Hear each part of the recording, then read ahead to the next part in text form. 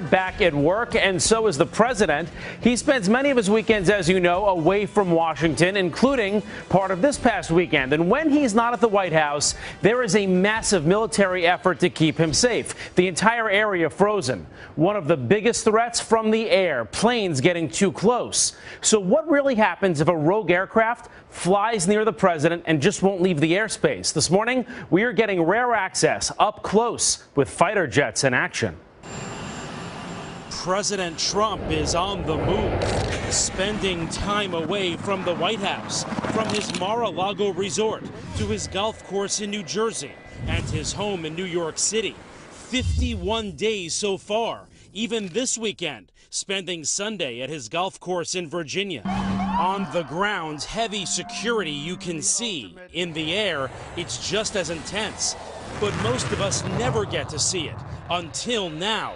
The Air National Guard protecting the skies and giving us rare access. When the president moves around, the Federal Aviation Administration puts a temporary flight restriction in place, and then we defend it.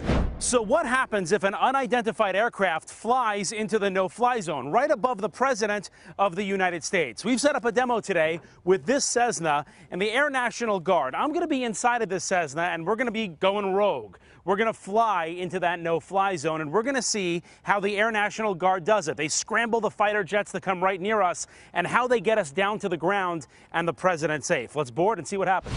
We barrel down the runway. And take off. We're off.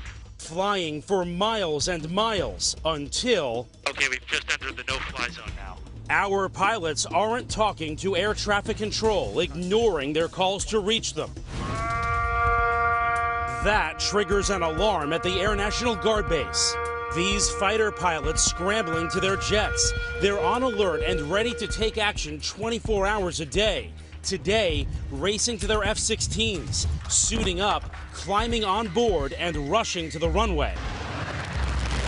Taking off to intercept our rogue Cessna. Reaching the target in just minutes. This is the view from the F-16. That's my Cessna right there. Whoa!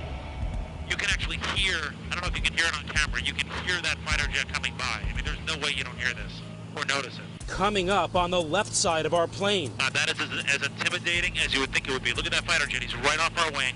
Another F-16 swooping in on the right, calling us on aviation frequencies. You have been intercepted. If you hear this transmission, acknowledge the radio call and rock your wing. He wants us to identify ourselves. We're a rogue aircraft, remember, for this demonstration, so we're not going to respond at all and see what this fighter jet does. The fighter right on our wing now, scanning us inside. What is he trying to do? He's trying to figure out who we are, who's inside, what we're up to.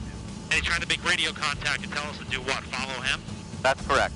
The fighters want to escort us out of the area, but we still don't respond. So the F-16 makes a bold move. Swooping in right there. Look at how close he gets. Whoa, he's crossing right in front of us. It's called the headbutt maneuver, and you can see why. Watch again. The F-16 crosses right in front, just feet from us. Hard to miss, and that's the point. That's a pretty aggressive maneuver. He's just trying to get our attention. Remember, this is restricted airspace right above the president's vacation home. You are ordered to turn to the northwest. The fighter jet giving us one last warning, turning away, hoping we follow. If after all of this, the pilot still won't listen, the plane won't leave the airspace, will you shoot them down? If required, we'll execute the rules of engagement per the commander of the North American Aerospace Defense Command. And yes, we would do that. Shoot the plane down so they can't get to the president. If it meets the rules of engagement, yes, we would, to defend the airspace.